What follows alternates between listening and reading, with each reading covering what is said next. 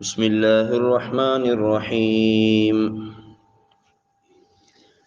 الذين ينقضون عهد الله من بعد ميثاقه ويقطعون ما أمر الله به أن يوصل ويفسدون في الأرض أولئك هم الخاسرون۔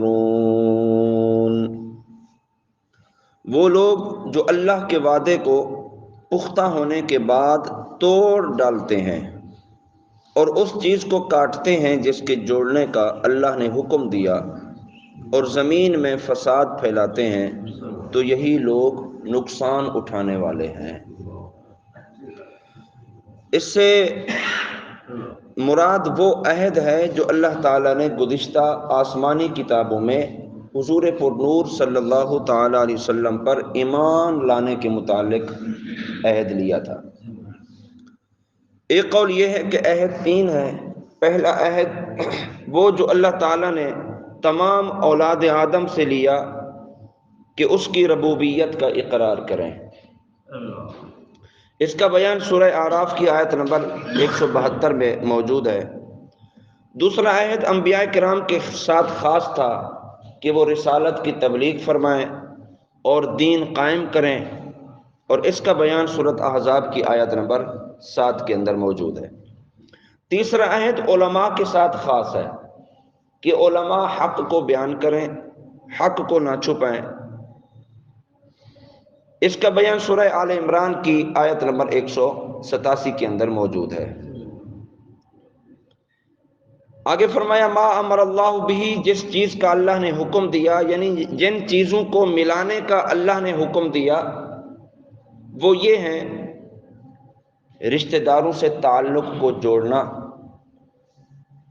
مسلمانوں کے ساتھ دوستی اور محبت کرنا، تمام انبیاء کرام کو ماننا، تمام کتابوں کی تصدیق کرنا اور حق پر جمع ہونا۔ ان کو قطع کرنے کا مطلب یہ ہے رشتہ داریاں توڑ دینا، انبیاء کرام کی مخالفت کرنا، حق کو قبول نہ کرنا اور اللہ تعالیٰ کی کتابوں کی تصدیق نہ کرنا، یہ توڑنا ہے۔ تو اللہ تعالیٰ نے ارشاد فرمایا کہ وہ لوگ جو اللہ کے وعدے کو پختہ ہونے کے بعد توڑ دیتے ہیں اور اس چیز کو کاٹتے ہیں جس کے جوڑنے کا اللہ نے حکم دیا، یعنی وہ رشتہ داریاں توڑتے ہیں اور زمین میں فساد پھیلاتے ہیں، تو فرمایا یہی لوگ نقصان اٹھانے والے ہیں۔ یعنی رشتہ داری توڑنے والا نقصان اٹھانے والا ہے، زمین میں فتنہ و فساد برپا کرنے والا نقصان اٹھانے والا ہے، اللہ سے کیے گئے پختہ عہد کو توڑنے والا یہ نقصان اٹھانے والا ہے۔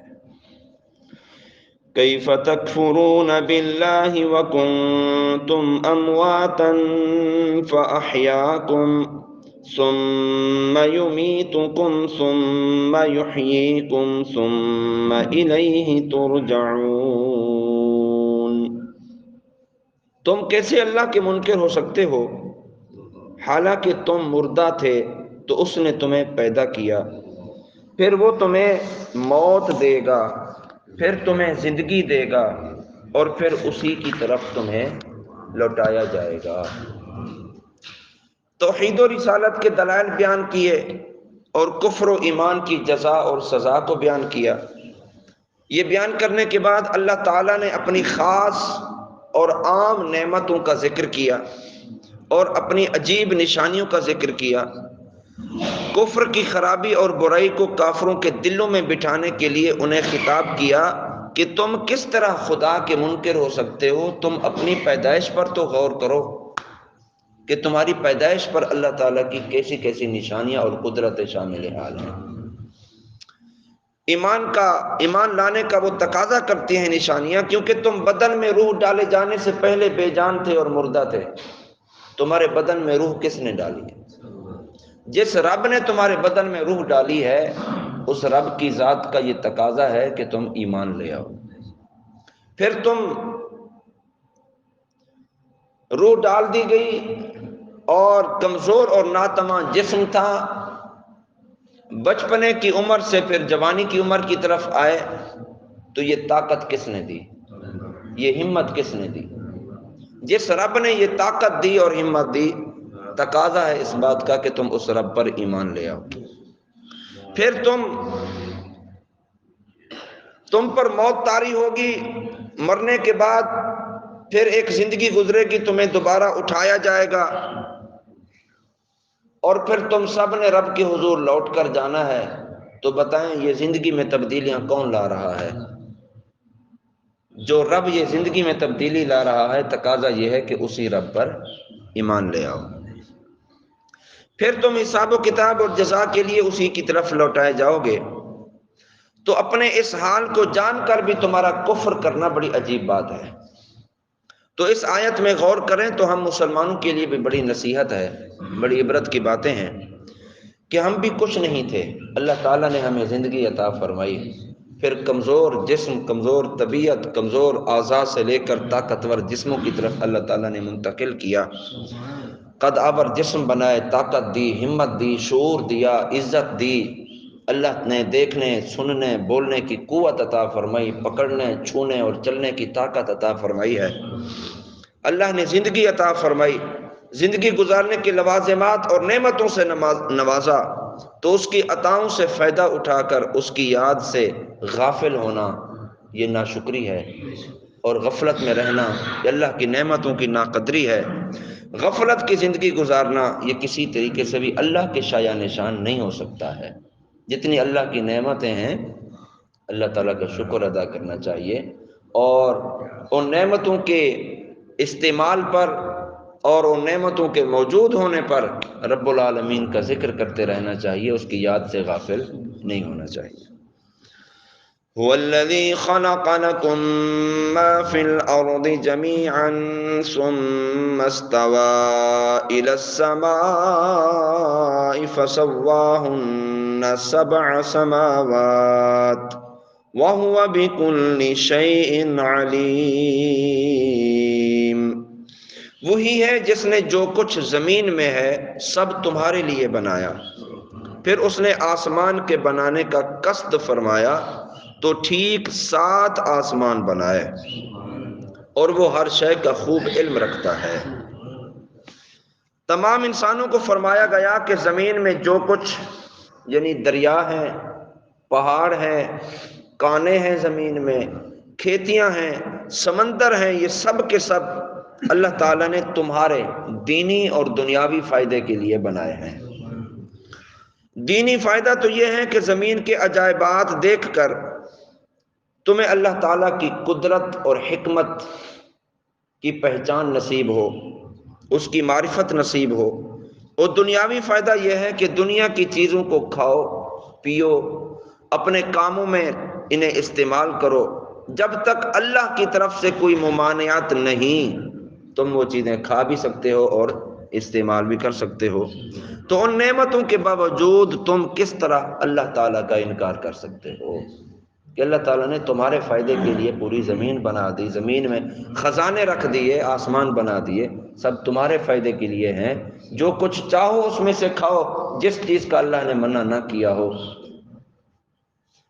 اللہ نے منع کر دیا تو وہ حرام ہو گئی، جب تک اللہ نے منع نہیں کیا، یا جن چیزوں کا اللہ تعالیٰ نے منع نہیں کیا وہ انسان کے لیے کھانا استعمال کرنا حلال ہے۔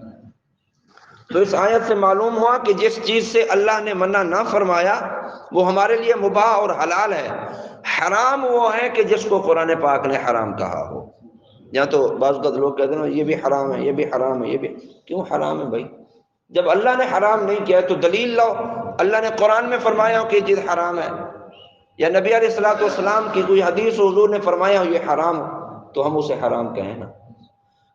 سب چیز مباح ہے اور حلال ہے، حرام وہ ہوگی جس کا اللہ نے حکم فرمایا ہو کہ یہ حرام ہے، یا نبی رحمت صلی اللہ علیہ وسلم نے حکم فرمایا ہو کہ یہ حرام ہے، حرام وہ ہوگی۔ خصوصی طور پر یہ جو فاتحہ پڑھی جاتی ہے، ختم دیے جاتے ہیں، کھانا سامنے رکھ کے اس پر قرآن پاک کی آیات پڑھی جاتی ہیں، دعا کی جاتی ہے، فاتحہ پڑھی جاتی ہے، بعض لوگ کہتے ہیں یہ حرام ہے۔ دلیل لو حرام کیوں؟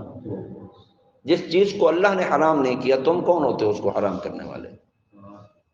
یہ بھی نیاز حرام ہے۔ بعض لوگ تو شرک کہہ دیتے ہیں، بدبختوں کو یہ پتہ نہیں شرک ہوتا کیا ہے۔ ہر چھوٹی بڑی چیز کو وہ شرک کا نام دے کر لوگوں کو متنفر کر رہے ہیں۔ تو آج کے اس درس قرآن سے یہ آپ سبق لے جائیں، حرام وہ ہے کہ جس کو اللہ نے حرام کیا ہو، یا نبی علیہ الصلوۃ والسلام نے کسی چیز کے بارے میں فرمایا ہو کہ یہ حرام ہے، تو وہ حرام ہوگی۔ نہ اللہ نے حرام کیا ہے، نہ نبی علیہ الصلوۃ والسلام نے حرام کیا ہے، تو کوئی انسان اس کو حرام نہیں کر سکتا ہے، وہ جائز ہے اور مباح ہے۔ اور آخر میں فرمایا وَهُوَ بِكُلِّ شَيْءٍ عَلِيمٌ، اور وہ ہر شے کو کا خوب علم رکھتا ہے۔ کائنات کی تخلیق اور اسے وجود میں لانا، یہ سب کا سب اللہ تعالیٰ کے کامل علم کی دلیل ہے کہ اللہ نے کائنات بنائی، خزانے رکھے۔ اللہ کو علم تھا تبھی تو بنائی ہے نا، بغیر علم کے کیسے ہو سکتی ہے؟ کیونکہ ایسی حکمت سے بھری مخلوق کا پیدا کرنا اور ایک ایک شے کا علم رکھے بغیر یہ ممکن نہیں ہو سکتی۔ کافر مرنے کے بعد زندہ ہونے کو ناممکن سمجھتے ہیں۔ ان آیتوں میں کافروں کے اس عقیدے کو غلط ثابت کیا گیا اور عظیم دلیل قائم کی گئی کہ جب اللہ تعالیٰ قدرت اور علم والا ہے اور جسم و حیات کی صلاحیت بھی رکھتا ہے، تو موت کے بعد دوبارہ زندہ کرنا یہ اللہ تعالیٰ کے لیے کیسے ناممکن ہو سکتا ہے؟ جس رب نے ہم کچھ نہ تھے وجود میں لایا، پھر جوانی دی، پھر بڑھاپا دیا، پھر موت دی، پھر قبر میں سلایا، جو رب اتنی طاقتیں رکھتا ہے، مرنے کے بعد دوبارہ اٹھانے کی وہ قدرت اور طاقت بھی رکھتا ہے، کسی صورت میں انکار نہیں ہو سکتا ہے۔